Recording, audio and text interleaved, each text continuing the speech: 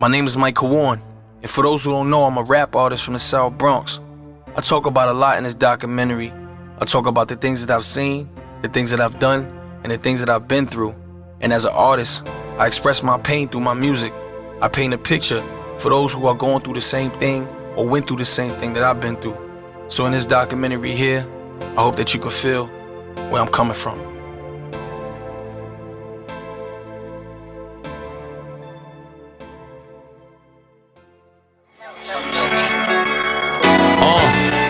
See, I'm just trying to make it to heaven. I'm just trying to make it to heaven. I'm just trying to make it to heaven. Yeah. There wasn't love for us. Hardly had those opportunities, but the streets had drugs for us. We lick a shot, save a slug for us. I remember wearing Vance and leather, Skakey was the club for us. I nearly almost got killed at the age of 17. See, I've been through hell, nigga, so I don't know what heaven mean. My step-pops died and shit ain't been the same since. Pour me a bottle of liquor and then I reminisce. July 19th, 1988, my mother gave birth to me at North Central Hospital in the Bronx. They called me Kuwan, originally from the South Bronx, you know what I mean? I was born right here in this hospital, North Central, birthed by my mother Denise, you know what I'm saying? You know, I'm an 80s baby. I ain't gonna tell y'all the year, but I'm an 80s baby, you know what I'm saying? So my mom, she birthed me, I was born in July, I'm a summer baby, Cancer, you know what I mean? I'm the youngest out of 5 boys, so I was the last one to be born. My mother had 5 kids all together. One of my brothers got killed. His name was Kuwan. So the reason why I got that name is my mother, like after my brother got killed, like he was in the streets a lot. So me starting to merge into the streets and doing all the same things that he was doing in the past. My mother used to always say, "You remind me of Kuwan so much. You remind me of Kuwan so much." So I took it upon myself to say, you know, my brother, he's always with me when I'm doing my music. He's always with me when I'm outside. I feel him. You know what I'm saying? So I'm gonna just put his name with my name, Kuwan, you know what I'm saying? So that's what it is, man, you know what I mean? So yeah, this is where I was at. You know what I mean? I think 7 pounds, 8 ounces. Yeah, 7 pounds, 8 ounces. It's my hospital right here, B. That's where I was born at. Yeah. I was born and raised in the South Bronx. My mother had me at North Central Hospital. That's on Gun Hill on like Jerome Avenue. The youngest out of 5 boys. I went through rough labor with Michael. I stayed in labor with him 22 hours. I stayed in labor with him 22 hours. And it was rough, it was very painful. But it was a good birth. My relationship with my mother, like that's like my best friend, you know what I'm saying? You know, we go back and forth, but I know that at the end of the day, that's the only person I know I could depend on. And my pops, me and my pops just got cool like 06 after my grandmother died. Like my pops wasn't really around, but I knew my father's side of the family. But me and him got closer after my grandmother died, and me and him cool. Like I kind of found out me and him I like a lot. You know what I'm saying? Not even just being around each other that long. But when I'm around him, seeing the similarities with him a lot. And we think we got the same mind frame. I met his father through mutual friends. And we hung out a lot, you know, and we started getting close. And we built a relationship. Oh, my mother, she's a nurse. She's like a LPN. So she take care of patients, and she been doing that for years, you know what I'm saying? That's been her passion forever. And my pops, he's right now, my pops is like the Renaissance man. He has like all types of jobs. But right now, he's a maintenance supervisor for Riverton in Harlem. I don't know if should I say that shit, but well, yeah, he's a maintenance manager. Pops is cool, man. My step pops, and he had passed away last year. My step pops Mike was you know, like he took us he took us all in as we was his, and he just, you know, he took us in like we, you know, we was ours. We was his, you know what I'm saying? And he never treated us different, and we was tight, man. You know what I'm saying? I'm actually named after him. Crazy. We practically grew up together. Like when we were in our teens, I met him, and we used to, all of us that grew up together in the Valley, we all hung out together. So I met him, and we just all started hanging out together. He had my step-pops had lung cancer, and it just ate him up within like three months.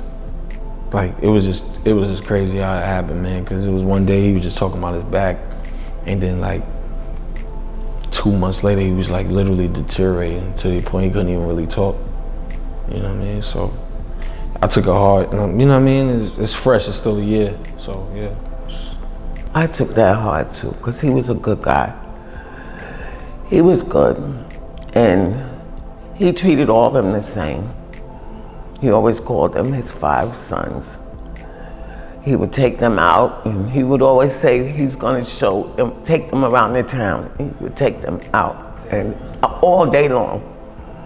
And a lot of times I would be at home, and he would come back. They would come back, and I'd have dinner ready. Yeah, he's missed very, very much. I mean, it's different. You know, you don't get them calls no more. You don't get those. He was real big on motivation. Like really, he was a person that had used drugs for his whole life. And when he got clean 21 years ago, he was, you know, it was totally opposite. The person he was then, wasn't the person he was after those 20 years, you know what I mean? Him doing, you know, those motivational speaks. He was just different. He'd call you in the morning and tell you, you know, do this, do that, and was really like, he was always a man of his word. Even when he was, you know, doing drugs, he was always a good person. He was always, he knew what value was, and he knew how to treat people. I had a lot of good memories with him. Christmas was always good memories, man. You know what I'm saying? He always brought all of us stuff. Like I said, he'll tell you, I got a basketball team. I got 5 sons. He wouldn't say he got 1. I've been a lot of places. I always say I'm from everywhere, but this is one of the neighborhoods where I'm from. This is Mount Haven. Come take a walk with me.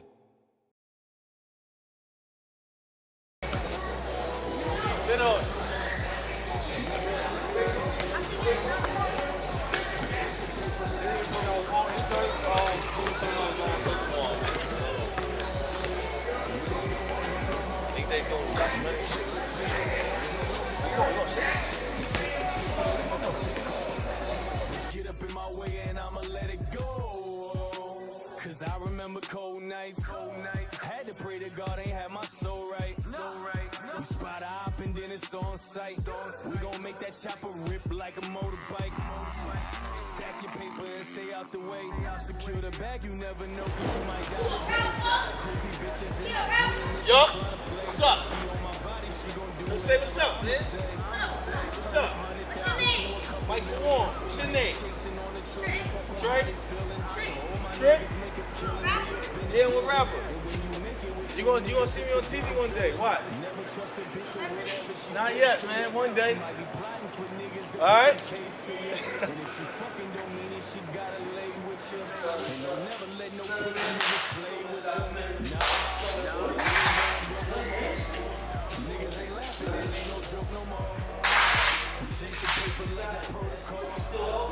Nah, they owe you still. I owe you. Nah, you still owe me too. That's serious. Yo, listen, this nigga's a rapper and he's a fucking cheap ass rapper. That's my brother-in-law. Since we was young, he's a cheap ass rapper.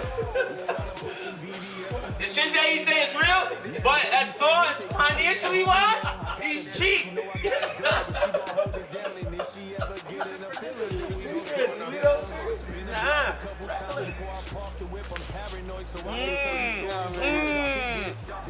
That's my nigga Oscar, that nigga solid. Poppin', Scott, that was poppin'. That's WM, you already know stay with money.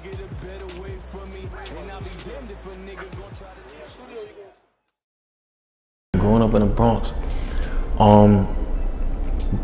It was good. You had your good times, you had your bad times. You got to be tough. I learned how to be tough real early. I say by the age of 5. You know what I mean? And then, you know, growing up in a house full of boys, you know, men, we all got different personalities. We all have different, you know, we raised by one woman. My mother really raised us. So we all have our different ways. We have our different, but gotta be tough. And I learned that being in the house and then being in the street. So, I mean, like I said, I had your good times, I had your bad, you know what I mean? I was a foster child coming up. I was in the foster system, running away from group homes, fighting. I grew up angry because I was lied to a lot when I was little. I was molested twice in foster homes. I didn't find my biological brother till after my son was murdered. I never knew my father, never knew my mother. What I wanted to be when I grew up, I always wanted to be on TV. I didn't know why I wanted to be on TV. I didn't know what I wanted to do. I just always wanted to be on TV, and I always was recognized by my smile. I always was recognized by my smile. My mother, you know, they would tell me, my mother, I was a bright kid. I was cool, I was a good kid when I was younger. It just, when I got older, you know, things started happening in my life and I started merging to other stuff, but I always wanted to be on TV. I never knew what I wanted to do, but it was always on TV.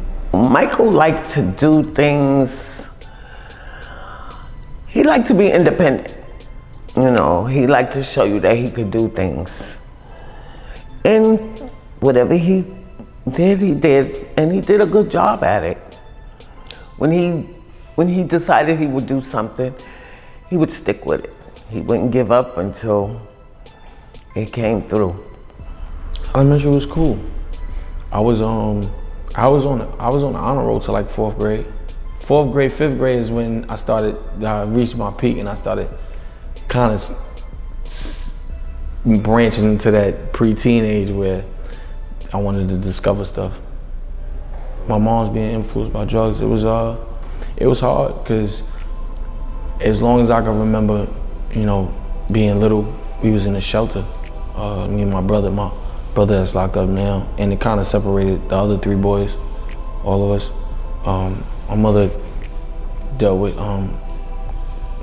cocaine for a long time, and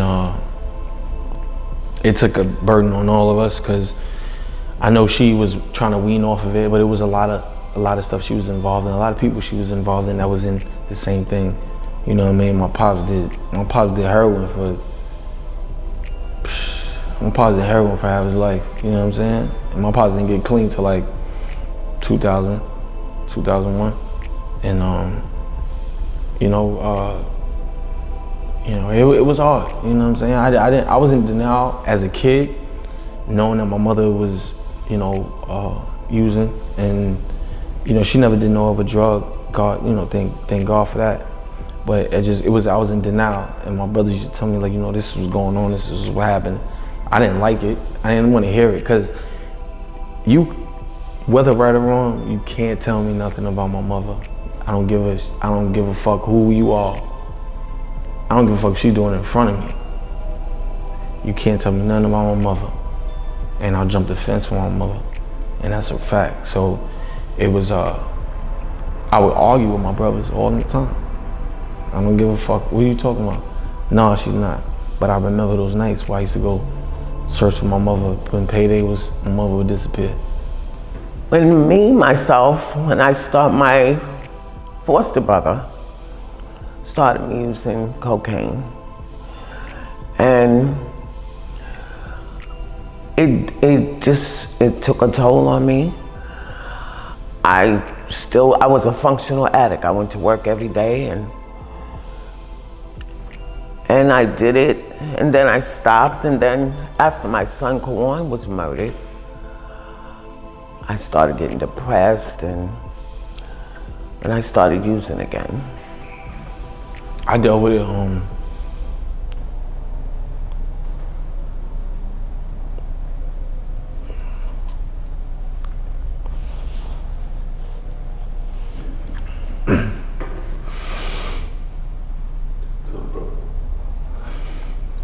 It's cool.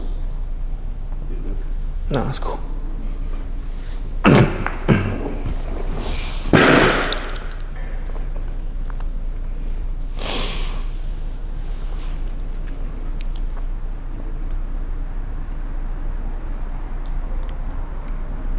Give me a second. Give me a second.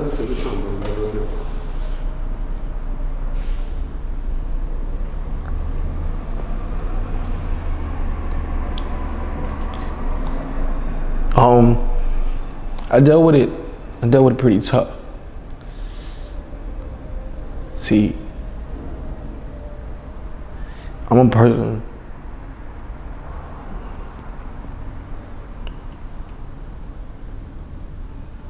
I don't like nobody to see me hurt. And it was a big disappointment. And you know, my mother, no matter what she did, I never judged her. Never. My mother's strong. She's extremely strong woman. And I know why. She was going through what she was going through because my brother, you know, dealing with certain dudes that ain't shit. Low money, low income. It was a lot on my mother. And I had to not think about myself so much. I had to think about myself for a minute, but I had to think about what my mother was going through. And, you know, it was just a lot of cold nights searching for my mother on weekends. And I used to get prepared for it because I used to be like, I know mother, I ain't gonna see my mother this weekend. My mother hit me off for like, I had a bleep. I had a cell phone like 15, right? Like 15, I bought the Nextel. I had the Nextel like 15. And this is when I started selling drugs. And like everybody would hit my phone. I needed my phone to be active. Like that's what, I needed my phone to be active. And my mother worked at an agency, and she worked at an agency, like a nurse agency. My mother always worked. She worked at an agency. My mother hit me up like $50, $60. Back then, Boost Mobile, we only put $10 in your phone. You had minutes all day. You know what I'm saying? Bleep. I needed my phone to be active, and I was just like, all right, cool. I would go get my mother's check. She'd be like, go get my check, and then meet me at such and such. My mother hit me off, and then she'd go and hang out. You know what I mean? That'd be the weekend. And it just became a normal pattern. I was so warped into that pattern because I was out doing my thing. I knew my mother was, I had a feeling she was doing what she was doing, but I would still go search for her. And I'll be make sure my mother was out, you know, she was safe, even though I know there's a lot of times where she wasn't in an environment that I would approve of, or she would approve of at this moment. But yeah, it was hard. You know, I dealt with a lot, you know what I'm saying, in a lot of them years, a lot of them times. You think that things would get better, but really shit got worse. Seeing one of my brothers stretched in that all-black hearse, it hurt my mom's in the worst way. Because my brother's weight landed on the same exact day as my mother's 42nd birthday. And ever since then, shit ain't never been the same. The day she celebrates is now remembered by the pain. Remember walking in the house and see her sitting in the dark, crying about my brother, shit that really hurt my heart.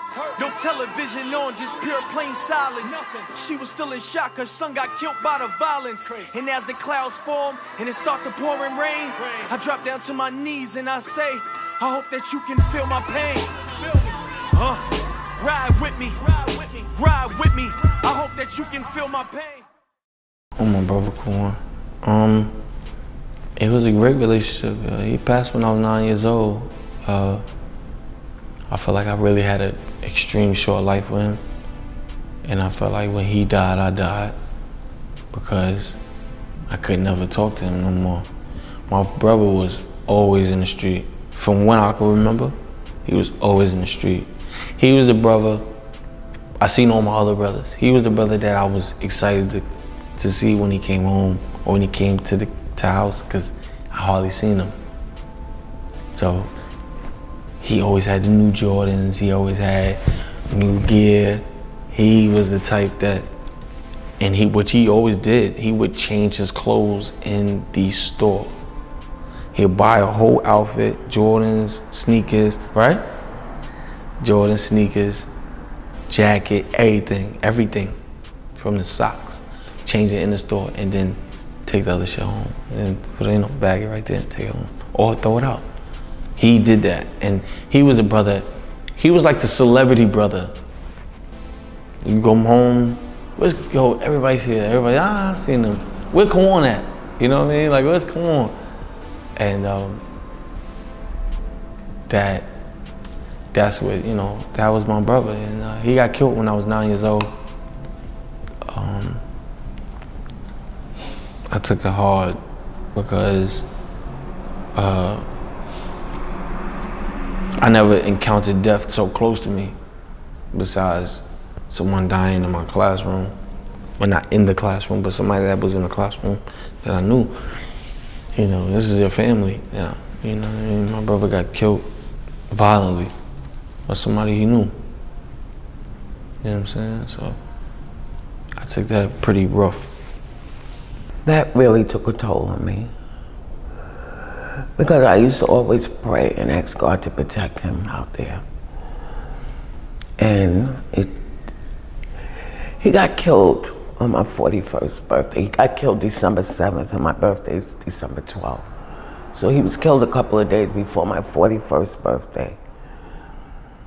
I had his wake on my birthday, and I buried him the day after my birthday.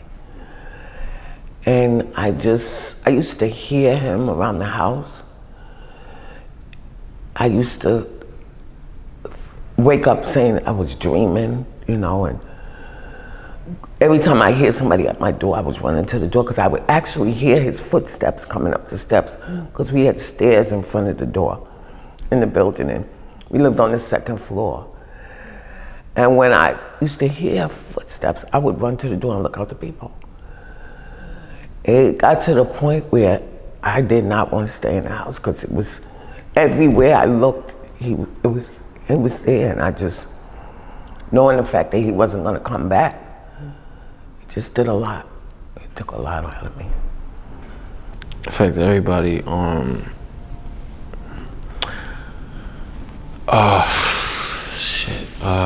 lot of arguments, a lot of confusion. My mother, I used to find my mother in the dark every day for a while, like a long time. Just sitting in the dark. All of us come home, my mother's sitting in the dark in the couch or whatever. And just in the pitch dark. She got darker, she gained weight. You can even see it in a lot of pictures that you see in that time when my brother got killed. I was even like, we lived bad. I mean, we was fucked up. It was a 5-bedroom, it was a 1-bedroom with 5 boys, 5 men. My mother gave up the room to sleep on the couch. That shit was tough.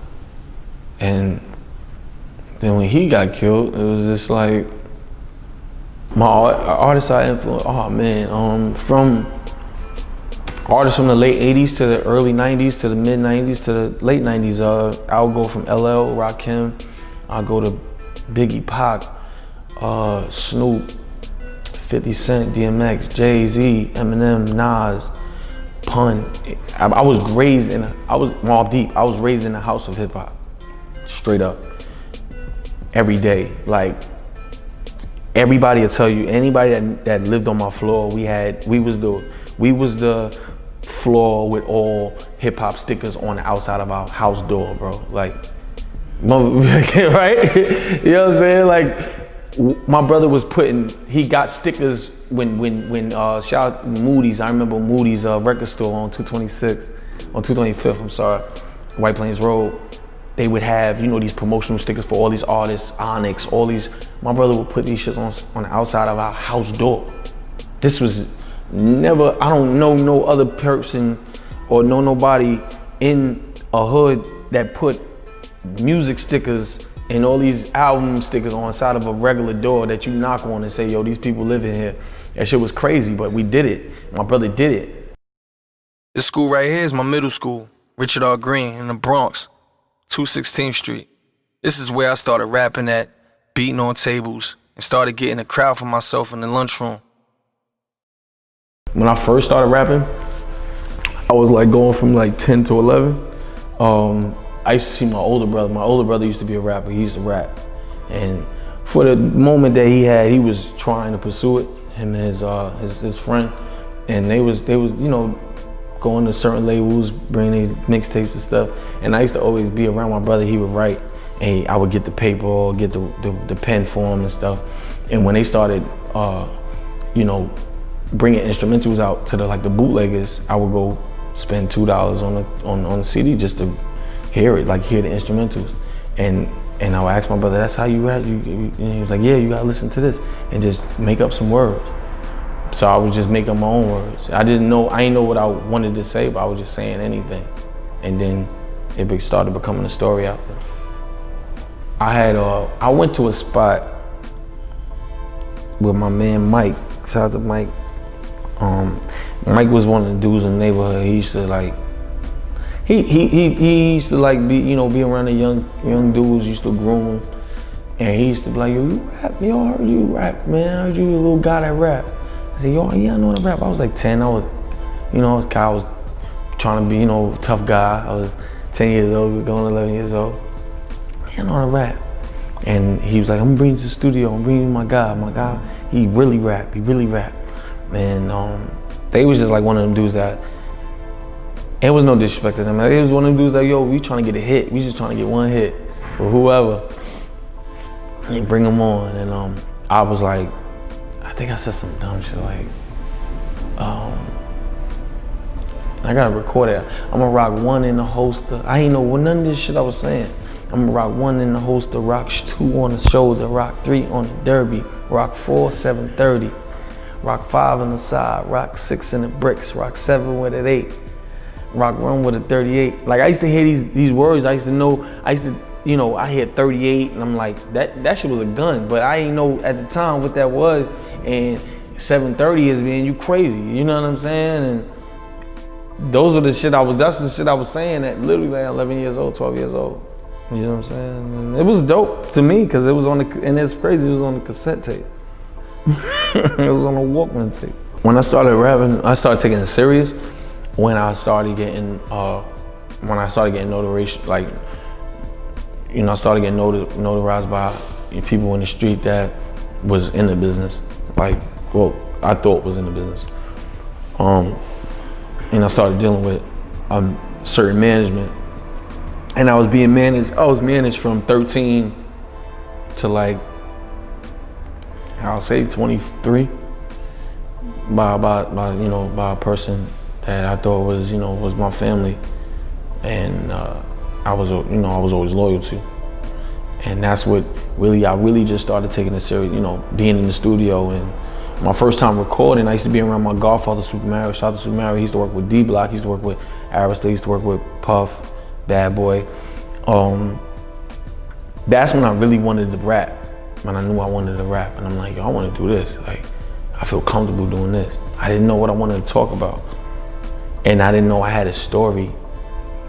I didn't even know I had a story to tell. But as I got older, I started recognizing myself and started knowing myself. I'm like, damn, I could talk about this, I could talk about that. And at the time when I was young, I was ashamed to talk about shit like that, like food stamps and shit. My mom's being on drugs, my pops being on drugs, my pops not. I was ashamed of that, I was embarrassed by that. So I go to school, kids, they with their father, my mom's used to get sneakers for me on credit. You know what I'm saying? Like real shit.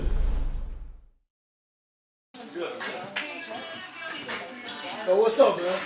my motherfucking dust, wear my motherfucking t-shirt. That's not bullshit. You gonna make me spank you before you release it. I'm joking. Nah, I got you, man. I got you, serious. I got you. One more, man. He's working, man. Somebody gotta do it. You know what I'm saying? You'll be back on this side. Yeah, it's my big bro, Mark, right here. You know what I'm saying? He knew me forever, bro, since I was a kid, you know what I'm saying? So, nigga always been supporting my music, you know what I mean? Since I was a kid, coming through here, spitting, always just tell me stay consistent, you know what I mean? Stay positive, you know, stay away from negative bullshit, you know what I mean? Being around people I was around, like, I always had people that I always looked up to that was positive, and then I had people that, you know what I mean? I had those out in the streets with negative shit, but I always evened it out, you know what I'm saying? I always know who, you know, who was genuine or who really wanted to see me grow as an artist, see me grow as a person. So this is definitely somebody that influenced me all the time. You know my nerves, but I love him to death. Man. I love him to death. You know, that's what you're supposed to do, brother. Got nerves, man. You had before that? Been open this store, man. All the sneakers, all the type of shit. My mom would get shit, even off credit. Nigga, I'll get she'll pay it next week. That's how I was lit in this store, nigga. All school clothes, everything I got from here. I got from here. That's my big brother right there. You know what I'm saying? Documentary? Yeah. I know this nigga since he was 5 years old. Straight up. Real talk. That's a fact. Good kid right here. He just need to stay focused and on the right track. He'd be alright. That's a fact, dude. So, Big yeah, business. for my big brother, another person that Yes, always influenced me. He ain't from You know what I'm Harlem, he's from the Bronx. Born and raised, That's a fact. But yeah, so that's another person that always influenced me. That I always felt like, you know what I mean, always gave me positive energy. You know what I'm saying? You know what I mean? He came from the streets and he flipped and shit, so it was positive. So I always looked up to him too as well.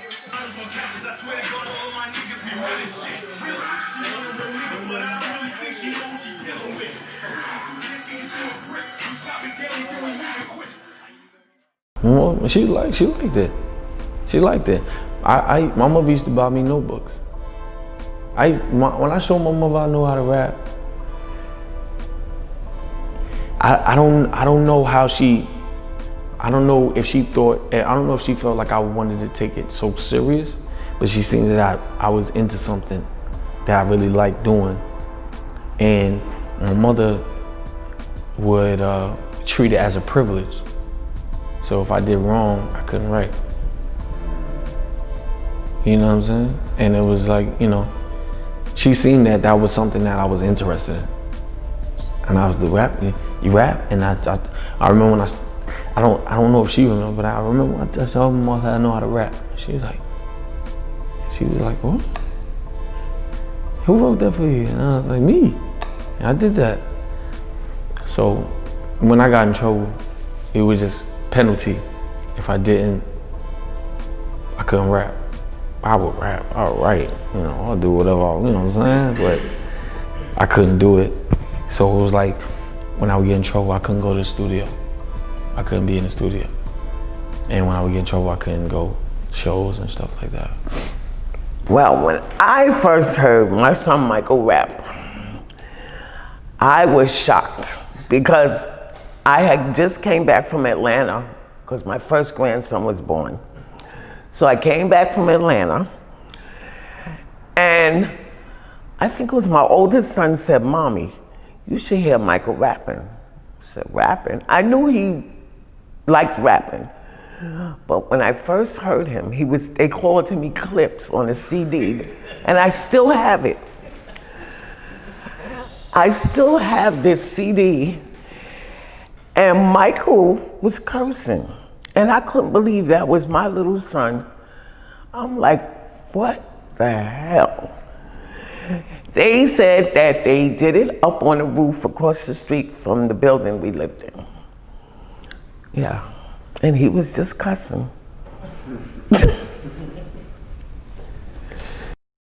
This is my favorite part, performing, giving that energy on that stage.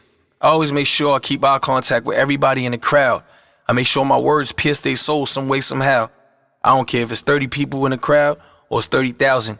I'ma rock that mic from beginning to the end. Everything that I do with passion, and I make sure my presence is felt. I swear to God, all my niggas be running shit. She wanna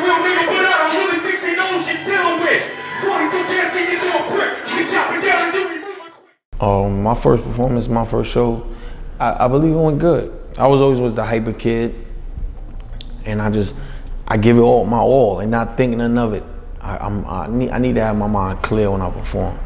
I don't have nothing on my mind but making the people feel me from the other side of the stage, and that's really my extreme anal point that I need to make when I'm on the stage. So I have nothing in my mind when I'm performing. I believe it was good. I believe it was good. I've had fucked up performances though before. And some of them didn't go good. I was performing with other people and they choked on me. And actually this was in Evander, in my high school. It was my dude, man, it was my dude. We said, yo, we gonna hit this town, we had this talent show in Evander. And yo, I'm gonna murk this shit. I was like, yo, word, man. And his pops, he wasn't supposed to perform. His pops, I guess he was on punishment. And this is a true story. Honor to God, I ain't gonna never say his name, because my man. He was supposed to perform. He did. His father popped up at the school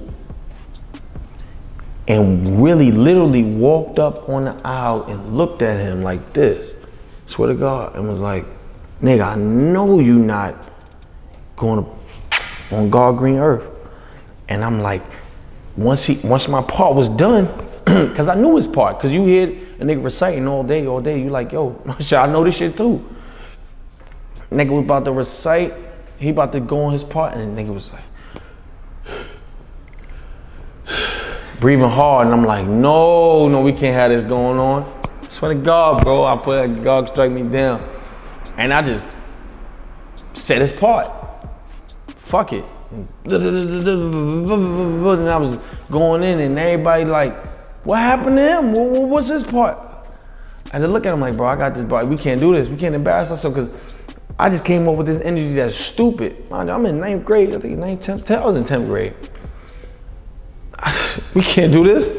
Nigga, your pops, and he stood there, he stood at the joint. He just stood right there, just at the stage and was looking. Swear to God. And he like, nigga, I wish you would perform. Nigga, you better get your ass down here. But he didn't know what to do. And I just said, fuck it. I just knew his part. Went in. And they just loved it for it. I said, when he left, he had to leave. Next week, because that was a Friday. Next week, he was grounded, but he was like, yo, Mike, I appreciate you taking up. I said, bro, I ain't know what to do. And that's when I started seeing that I was quick on my feet. That's something you get taught in the game. You know, man, like, yo, look, man, if somebody stumbled, man, you get up, right back up. Don't even act like you fell. I was quick. Yo, remember buying places in the hand, he couldn't afford the fifth. Daydreaming about taking trips with a gorgeous bitch. Peanut Luca fit in my pocket and got a flawless grip. If you ain't selling no blame, gotta get off the strip. My best friend broke my heart. I still love him though. That pain I will never show, but I probably won't be around to watch his son grow. Vander Childs High School. This high school I attended from 2001 to 2003. I actually got kicked out of this high school at 15 years old.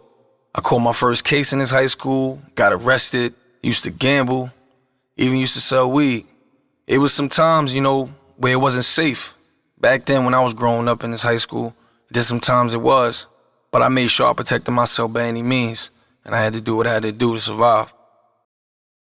Little nigga well respected from the older niggas that was in the school now. My temper was high as a kettle, nigga. I swear to God I never cooled down. Now I'm breaking all the rules now. I'm taking too long with the hall pass. Only thing that I was interested in was bagging bitches and skipping class. Mom's ever found out this? I swear to God she gon' whip my ass. But I was a favorite baby boy, so most of the time I would get a pass. Sneaking bitches in the bathroom, passing notes in the classroom, asking bitches when I'm gon' fuck them. I was wild as a baboon. High school with them wild goons, rolling dice with niggas right after school. Coogee sweaters and the Pelly leathers, 7 jeans and the Prada shoes. Skate key was on Saturday.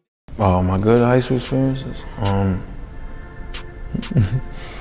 gonna be honest. High school for me, I was trying to hit everything in high school, we gonna keep it a buck. High school, I was trying to hit everything in sight. And This is just real shit. You know what I'm saying? This is real shit. I was trying to hit everything in sight. High school, I was short. I was the shortest in high school. I'm gonna give you the good part. I was the shortest in high school, but I'm a charming dude. I'm very charming. I just knew how to talk. I hear you in the back, mommy.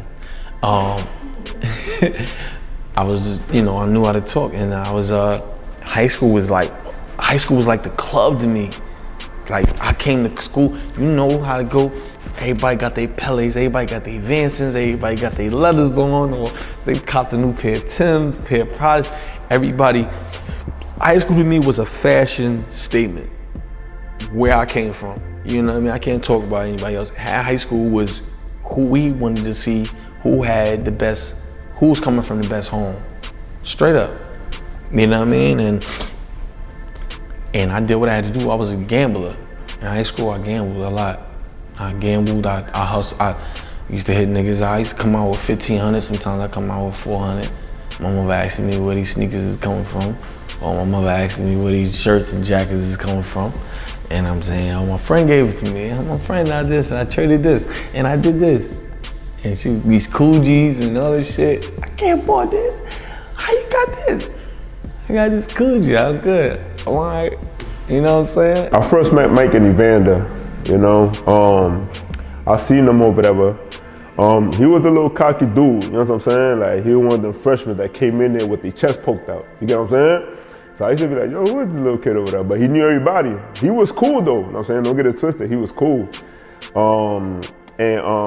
When I first met him, he was rapping. I heard a rap, and the dude had skills, you know what I'm saying? I'm looking like, oh shit, like, he got something, he working with something, So that's kind of how we got along, and he was just one of them cool dudes over there. Every time we would see each other, we would give each other a pound, like, yo, what's good, what's going on, how you doing, yada, yada, yada. And the bad shit was, I used to be with certain people, and it touches your manhood, and I was about to do like, at the age of 14, I was about to do like a 2.5 year bid. Just something I didn't do at the time, at that moment. And at that time, at that moment, I was in a lot of other shit. Good. I was in the town, a lot of other shit. And my mom's, she basically had to go to court with me. I was gonna do like 2.5 years for something I didn't do. It was assault, and deadly assault. And at this one time, I wasn't at this place. I was at a lot of other places where we was having a lot of shit at, was going on, but this particular place, I really wasn't at. But that was my karma. I feel like that was my karma. It was like, yo, you need to slow down. Whatever you're doing, this is it. And they cops came to my mother's job. And it was just, I was 14. I was 14. I was about to do like a 2.5 year bid, 3 year bid for assault with a deadly weapon. And they beat the shit out of this kid. I don't know who this kid was. They happened to pull me in. And I got arrested in my classroom. Evander. Yeah, on the first floor. So I had a lot of good and bad, man. I loved my first 2 high school years. And then after that, I ain't gonna lie, like, school was like, I wanted to get the fuck out, like. I was upset because I saw a lot of, especially as Michael got older, I saw a lot of my son that passed away in him. And it made me nervous because as far as my son that passed away, I always felt I was gonna lose him to the streets because of the people he hung out with, the things he was doing. I knew he was out there selling drugs. And I saw it in Michael, as Michael got older, teenager, in school, telling me he's going to school, not going to school. And it upset me. I dropped out. Basically, all right, I did 10th grade, went to Harlem Renaissance. That shit happened. I basically dropped out. I repeated the 10th grade again. I dropped out at 17. And from there, it was just like the streets. Like that was it. And my mother was struggling with me. She was struggling with my brother that was living there. He just came home. She was drained from a lot of shit that was going on. You know what I mean? Like I was figuring out myself as a man. I wanted to stay out late. I was hustling. I was selling drugs. She was finding shit in my drawer. And my brother, he came home. He wanted to do what he wanted to do. He wasn't supposed to be living with us. She was drained. I fell back from the music from the age of 23 to like 26, 7. Dealing with bad management. Somebody, like I said, I called my family. Just started doing a lot of fuck shit that I didn't like. You know, I didn't agree with, and shit behind my back. Put me in situations where I'm thinking this person didn't handle this situation. I didn't think they did it, and I'm like, oh shit, it's catching me by surprise, and I gotta do this. It was a lot of people that came in the beginning. They was there, and they just started disappearing. And sometimes, like I said, I always tell people, sometimes you could be so loyal where you could be stupid. You could be so loyal, you could be dumb. What I mean is that you could be so loyal to a person where it ain't even the point of you being loyal. When you be loyal, is that person being loyal to you? Is that person having your back like you having their back? Are they staying their ground when you stay in your ground? You know what I mean? And that's not what was going on. I was being dumb. I was being a loyal, dumb fucking person. And I had to get out of that situation. And of course, when you're enabling people, and you do things over and over again, and they're used to it, when you do it different, they want to say, oh, you acting funny. Oh, you doing this? Oh, fuck you.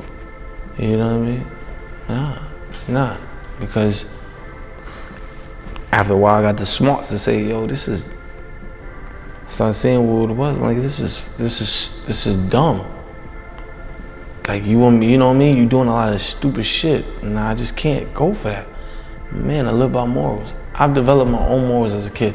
Nobody taught me how to be really a man. My mother taught me how to be a man, but I had to really be a man by myself. My brothers really was on their own. They did whatever they wanted to do. I didn't really have nobody to really mentor me. And I developed morals that I feel like was right, and I would stand for something. Man, nobody fuck with me.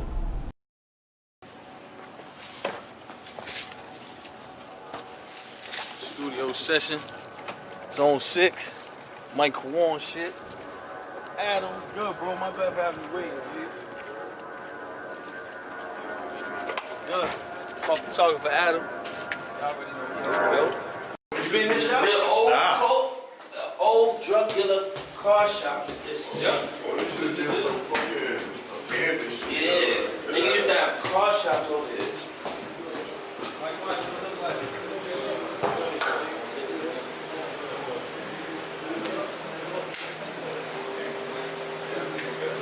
That's Mike owner. That's you remember Adam. That's Jed. That's my head, man. What's going on? How you doing, brother? How you? Shout out to motherfucking Carter, Zone 6, my nigga. We ready? I hope they feel me on this one. Facts.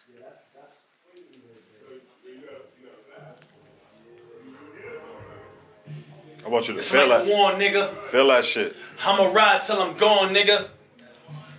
Now if I call you my nigga to the end, I go above for you. Fist fights, do or die, I'll pull a slug for you. And if we ever go to war, shed blood for you.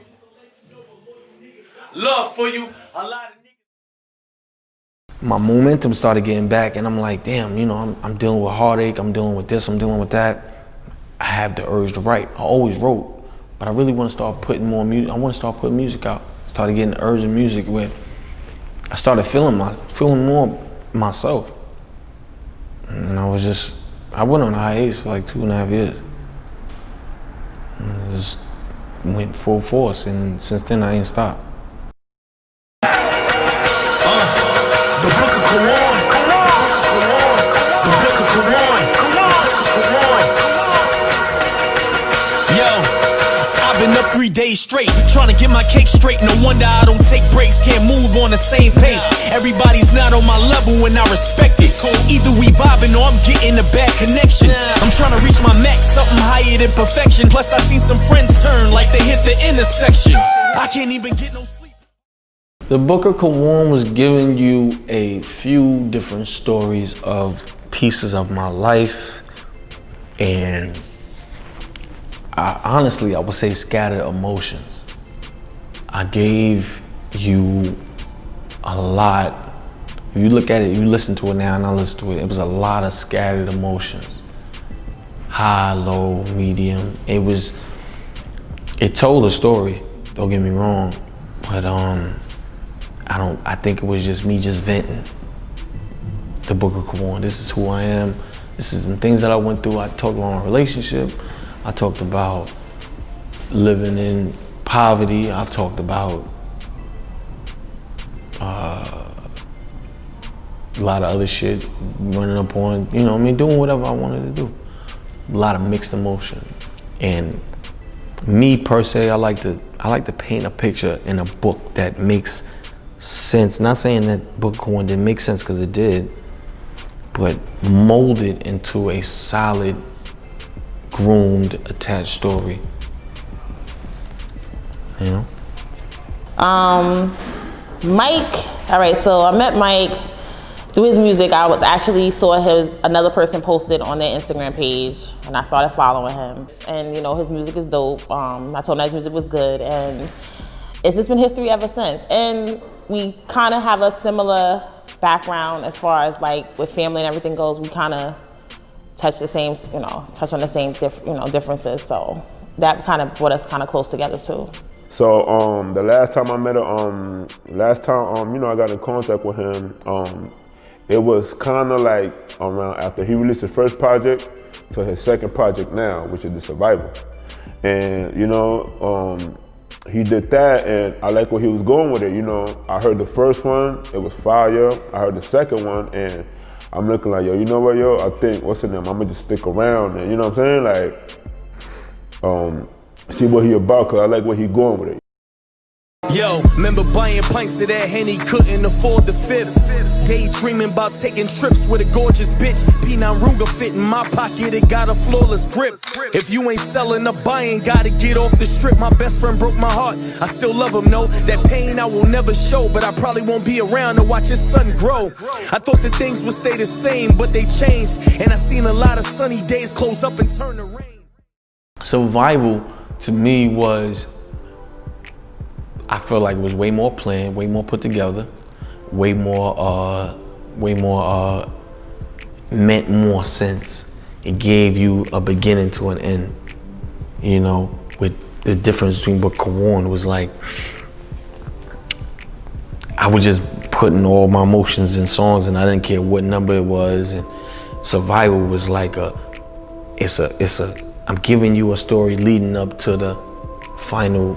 You know, I'm giving you leading up to the final peak.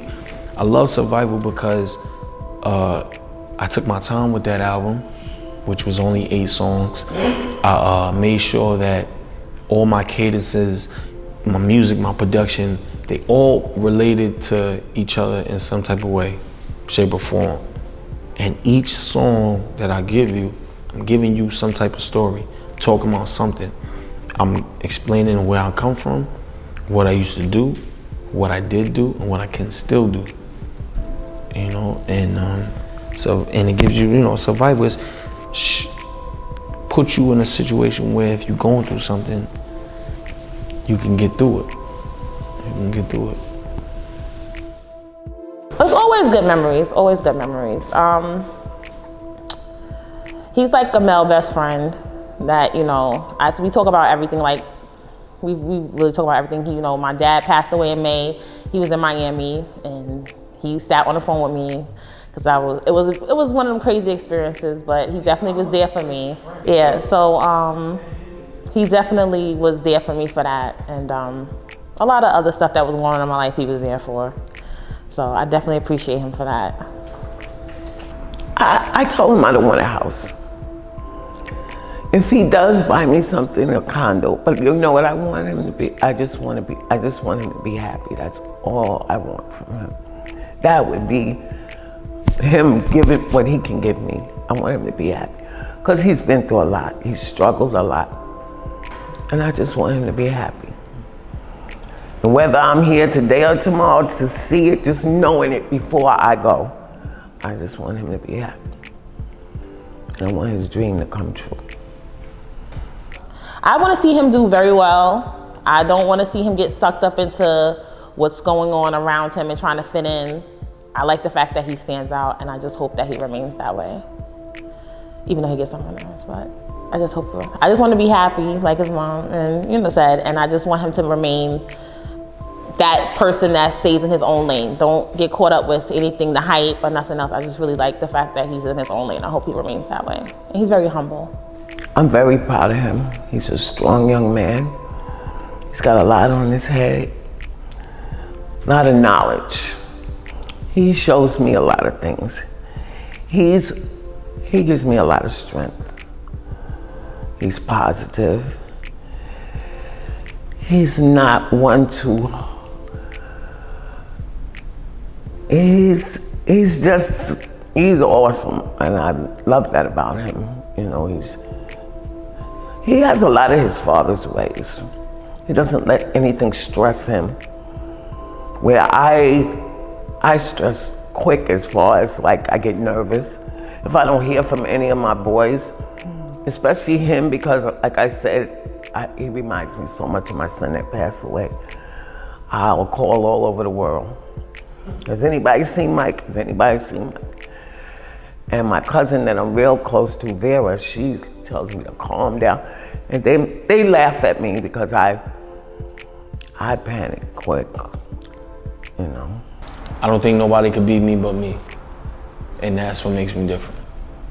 You will hear everything that I say in my music. You will hear everything that I say in my art.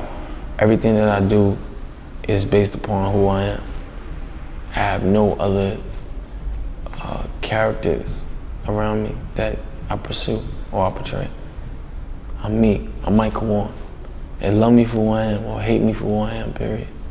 That's just who I am, B. I'm Mike Kuwan, man. I'm Mike Kuwan. Guess.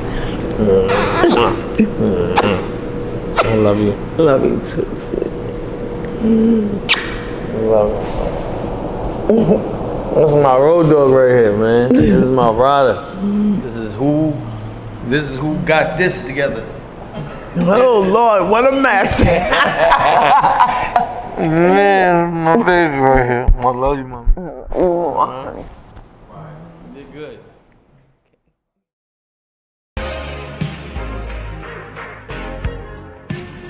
I hope they feel me on this one. All my hood niggas gotta feel me. Facts. My nigga. It's Mike Kuwan, nigga. It's Mike Kuwan, nigga. I'ma ride till I'm gone, nigga. That's 100. Yo, now if I call you my nigga to the end, I go above for you. Facts. Fist fights, do or die, I'll pull a slug for you. And if we ever go to war, I shed blood for you. Just to let you know a loyal nigga got love for you. A lot of niggas don't appreciate that. Well, that's the reason why I'm saying this rap. I swear to God, it's a fact. I seen relationships disintegrate because betrayal is worse than bullets that penetrate. And all my wolves eating off the same dinner plate because we got the same hustle so we can relate. I call my niggas every every day to make sure that they good. They do the same like I know that they would. My nigga, he got a problem with his baby mama. I tell my nigga stay focused and just ignore the drama. He trying to take care of his son the best way that he can. But every time he turn around, the bitch is interfering. And it's the type of support that you gotta show your nigga when he up in them courts. Cause every time he try to speak, the judge is cutting him short.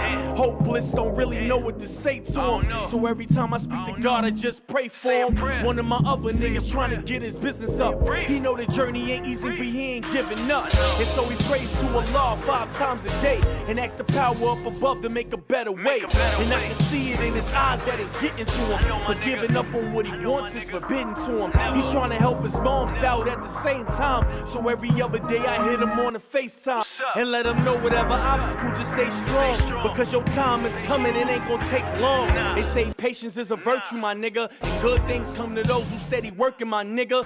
Shit, I show love to all my niggas that I care for, and I hope they do the same if I ever fall. And if I'm hurting, make sure that I'm good. And if it's beef, just be there just like my family would. Grab the hammer from your side and make sure you get the squeezing off. Cause when the clip's empty, we gon' get the breezing off. My real niggas is all I got till the wheels fall off, until the casket drop, my nigga. Casket drop, my nigga. Casket drop, my nigga. That's 100. I love my niggas. I love my niggas. If I love you, if I love you, I love you forever. I love you forever.